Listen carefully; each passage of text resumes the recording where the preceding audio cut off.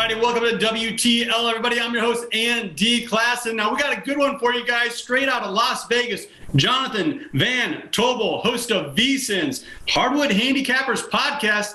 Jonathan, thank you so much for joining us today. No problem. I'm here at the concourse. The game started a little bit later today, so it's a little bit more quiet than usual, but it's been cool out here, man. I like this a lot. I'm a big NBA guy, so it's been cool to be out here.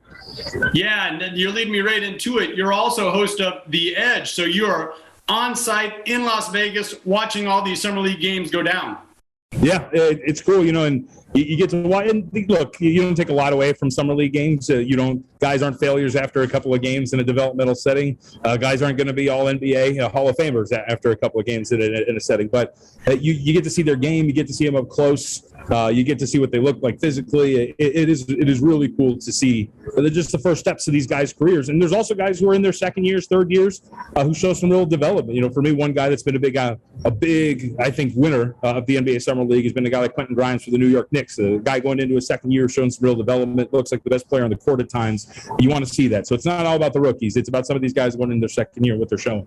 Yeah, and that's really what's so special about the G League and especially the Summer League. A lot of excitement around the NBA and these younger guys getting their opportunity. Let's talk about those big three, though, and their odds. I mean, they're the odds-on favorite for Rookie of the Year. And, boy, we've seen some really good things out of Paolo Banchero, plus 350, I think. Chet Holgrim's right behind him, plus 375, a lot of places. And Jabari Smith, those were three names that lottery picks, first three off the board, people were talking a lot about. And, boy, they've really showed out thus far in the Summer League. Yeah, it was especially Banchero, right? The other day, I think it was yesterday, that the Orlando Magic come out and say, essentially, look, we've seen enough. He's not going to play for the rest of the Summer League. Has looked really good in the time that we have seen him out here. Looks very comfortable. And I think him, Holgrim, they deserve to be at the top. It's because you go into a season, they are the known names. They're going to build up the most liability. So that's the way you kind of stack up Rookie of the Year odds. And Jabari Smith Jr., too, it's funny. So we talk about guys who are, you get off to slow starts. So a lot of people, I think, were turned off, I guess you could say, by a slow start from Jabari Smith Jr. But here's the thing, again, these games don't matter. The other part is when he gets to Houston and he's playing with the guys who's going to legitimately be playing with the regular season, Jalen Green, Kevin Porter Jr., that's a backcourt that's going to create a lot of space for him. It's going to work out really well. It's going to look a lot more comfortable in a setting like that. So those three deserve to be up there, but I'd say keep your eye on some other guys. Benedict Mathurin has looked really, really solid for the Indiana Pacers in some early parts of the Summer League play. I've been a big fan. I've watched the Pacers, I think, the most out of all these teams, just happened to catch them. And Keegan Murray for the Sacramento Kings. Yeah. Makes it look easy. He moves. My co-host Matt Humes and I were talking about this.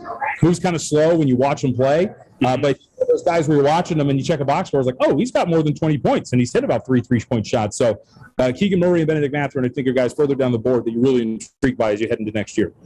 Yeah, definitely some names to keep an eye on. Some other guys that we've been keeping a close eye on in these parts in Nebraska. A lot of excitement around the Summer League, because we actually have a few players from the University of Nebraska participating, and that's starting with, our first five-star blue chip recruit ever, Bryce McGowens. He's having some decent numbers, averaging 13 points in about 32 minutes of work. What have you seen from Bryce and also his older brother, Trey, playing with the Clippers? Yeah, Charlotte has not been a team I've watched a lot of, but I'll say McGowens, when you can lead a team with scoring and 17 points and you look comfortable in these, the shot looked really well. I think one of the games went 3 of 6 from beyond the arc. I think it's more about how comfortable they look out in these settings. And if they feel they're out there on the floor and they look like they belong, and that has been the case. And I think that's kind of been the case, at least for Bryce, who I've seen a little bit more of at times. You see mistakes out there, sloppy with the ball, but I think that's as you expect from younger guys in the first time in these settings. So I'll say, at least for Bryce McGowens, who I've seen a little bit of, I think you like it. Again, when you can come out of this with a positive vibe, it's always good as you head into the year, and there's always something there. And if you can shoot the ball in this league, you got a spot, and it looks like he can. And we know firsthand Bryce can fill it up. He can put it through the hoop. Another guy that you already kind of touched on it, a second-year guy, Delano Banton, a very lengthy guard out of Nebraska. In his 4 G League games, he averaged 26 points, 6 rebounds, 4 assists. So, those are numbers that you can hang your hat on. Made 64 appearances in the league, got a couple starts in there. And he's amongst the leading scorers this year in the Summer League. What have you seen out of Banton?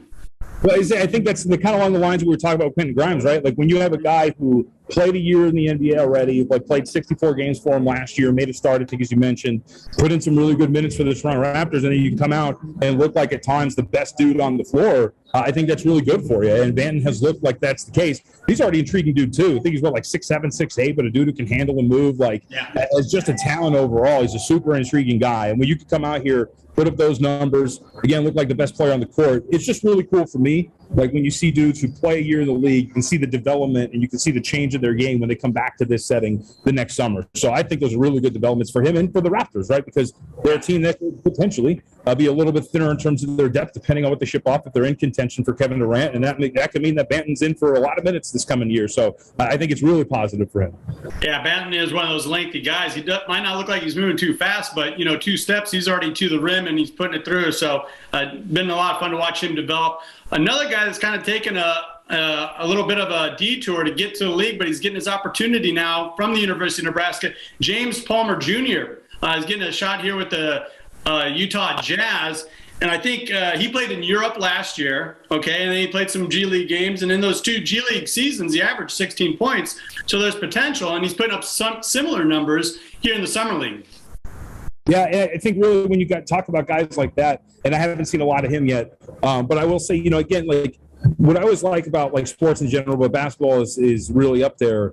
Guys don't take traditional paths as you talk about. And sometimes it takes a little bit to kind of latch on or develop. A really good example, I covered UNLV basketball for a while here. Chris Wood is a guy who didn't get drafted, thought he was going to be at least selected. There's a very famous picture of him out there really dejected afterwards, take a circuitous path to get here. But now all of a sudden, he's getting acquired by the Dallas Mavericks, getting traded for, and he's going to be up there. So guys like that, I would just say, you never want to give up too soon because you never know that in 2 years, all of a sudden he bursts onto the scene with some real development and teams latch onto him. Yeah, and we got to take a moment here in Omaha, Nebraska. That's home of the Creighton Blue Jays, and after conference realignment, we're Big East country now here in Nebraska, I guess, so why not? But Taishan Alexander had a heck of a game, 22 points, went 4 for 9 downtown, actually pushed the game to overtime the other night against the Suns.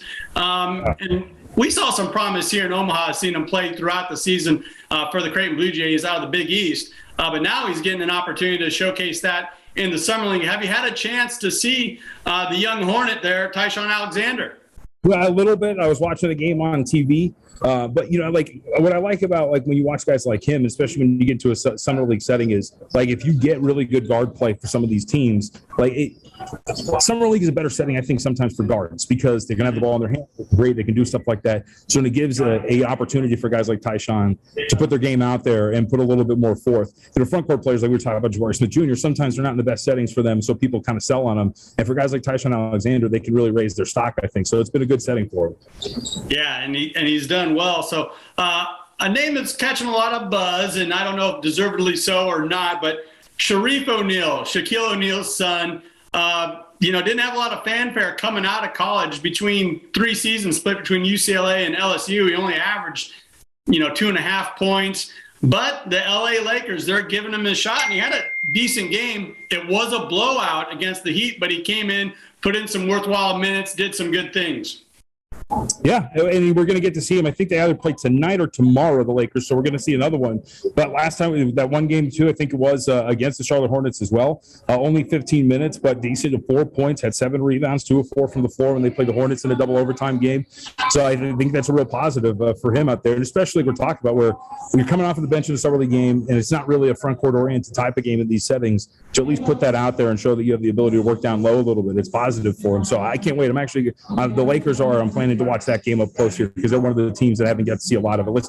Live, at least. On TV, I've seen a little bit of them. Yeah, he's going to get his opportunity, and what a better spot for him. He couldn't ask for a better shot than with the LA Lakers. So you got time to dive into one more thing here? The NBA is always headlines. It's like a soap opera year round. If you got time, I got one more question for you. Yeah, what do you got?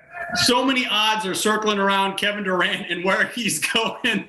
I don't care if you're on FanDuel, DraftKings, whatever. There seems to be odds here, there, everywhere else.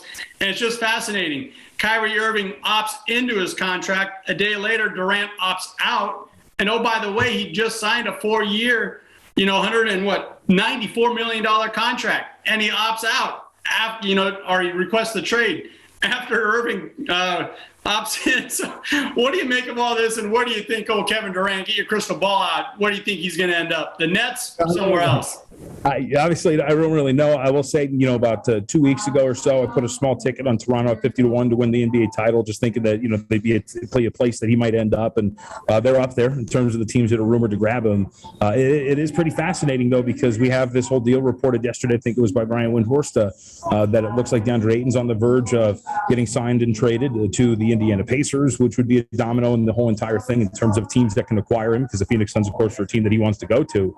I'm really fascinated because I think from a package standpoint, teams like New Orleans are interesting, teams like Toronto are interesting, but it definitely wasn't on a short list when it was first reported. So if you twist my arm just because I invested in them, I'll say the Toronto Raptors, but that was more of a beat the market type of bet and get a better number in case it does happen as opposed to anything else. So I'll pick Toronto.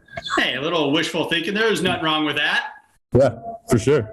All right, Jonathan. Well, thank you so much for joining us. Hey, where can folks get more of what you got going on there for VSiN?